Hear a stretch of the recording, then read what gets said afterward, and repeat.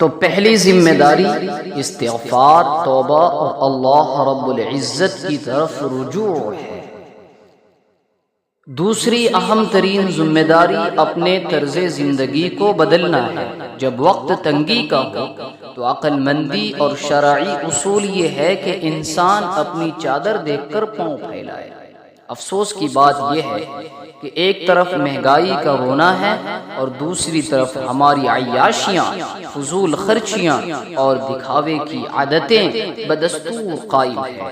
یاد رکھیے، عام حالات میں بھی فضول خرچی یہ گناہ کبیرہ ہے، لیکن معاشی تنگی کے دور میں یہ ایک سنگین معاشرتی جرم بن جاتی ہے۔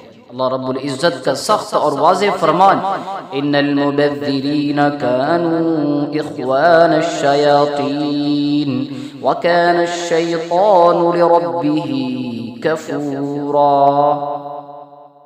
بے شک فضول خرچی کرنے والے یہ شیطان کے بھائی ہیں اور شیطان اپنے رب کا بڑا ہی ناشکرا ہے۔ شادی بیاہ اور تقاریب کا اسراف۔ خدا کے لیے ان کٹھن حالات میں شادیوں پر لاکھوں روپے اڑانا بند کیجیے۔ یہ بالوں کے اخراجات، یہ درجنوں کھانے، یہ نمائش وابی، یہ سب اسراف ہے۔ سادگی اختیار کیجیے۔ شریعت کے مطابق نکاح مسجد میں کیجیے تاکہ جو پیسے بچے وہ کسی غریب کے کام آ سکے۔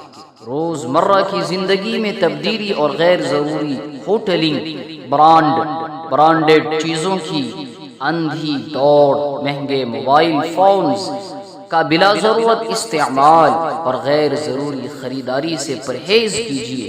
اپنی ترجیحات طے کیجیے۔ صرف اور صرف شدید ضرورت پر پیسے خرچ کریں اور جو پیسہ بچا سکتے ہیں اسے بچا کر غریبوں کے چولہے جلانے کے لیے وقف کریں۔ میرے عزیز دوستو، یہ مہنگائی کا دور ہمارے ایمان کا امتحان ہے۔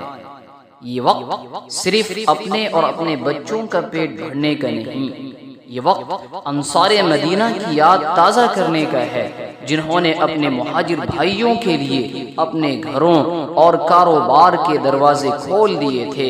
اگر آج ہم نے خود غرضی اختیار کی تو ہم رسول اللہ صلی اللہ علیہ وسلم کی شفاعت کے حقدار کیسے بنیں؟ سرکار دو عالم جناب محمد رسول اللہ صلی اللہ علیہ وسلم کا دل دہلا دینے والا فرمان ہے۔ آپ نے فرمایا، ما آمن بی من بات شبعانا وجاره جائع الى جنبه وهو يعلم به۔ وہ شخص مجھ پر ایمان ہی نہیں لایا جو خود تو پیٹ بھر کر سوئے اور اس کا پڑوسی اس کے پہلو میں بھوکا ہو، حالانکہ وہ جانتا ہو بشرطے کہ اسے علم ہو۔ آج ہماری سب سے بڑی اجتماعی ذمہ داری یہ ہے کہ ہم اپنے ارد گرد گہری نظر دوڑائیں اور درج ذیل طبقات کو اپنی آغوش محبت ملے۔ قریبی رشتہ دار سب سے پہلے۔ شریعت کا اصول ہے کہ صدقہ اور امداد سب سے پہلے اپنے غریب رشتہ داروں کا حق ہے۔ اپنے بھائیوں اور بہنوں، چچا، ماموں اور دیگر قرابت داروں کی خبر گیری کریں۔ اس پر اللہ کے یہاں دوہرا اجر ہے، ایک صدقے کا اور دوسرا صلہ رحمی کا۔ سفید پوش لوگ یہ وہ غیرت مند لوگ ہیں جو بھوک سے مر رہے ہوں لیکن اپنی عزت نفس کی خاطر کسی کے سامنے ہاتھ نہیں پھیلائیں گے، نہ اپنی زبان سے اپنی تنگی کا اظہار کریں گے۔ قرآن کہتا ہے کہ تم انہیں ان کے چہروں سے پہچان لوگے، ان کے گھروں کی حالت دیکھ کر، ان کی تنخواہ اور اخراجات کا اندازہ لگا کر انتہائی خاموشی اور رازداری سے ان کی عزت نفس کو مجروح کیے بغیر ان کی مالی مدد۔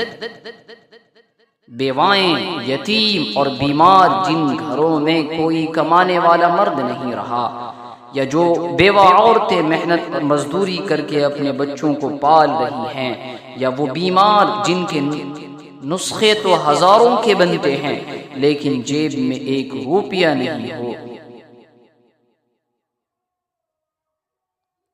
خدا کے لیے آگے بڑھیے، ان کے علاج، راشن اور بچوں کی فیسوں کا ذمہ اٹھائیے۔ اگر ایک شخص ایک غریب گھرانے کی کفالت کا ذمہ لے لے تو معاشرے سے فاقہ کشی کا خاتمہ ہو سکتا ہے۔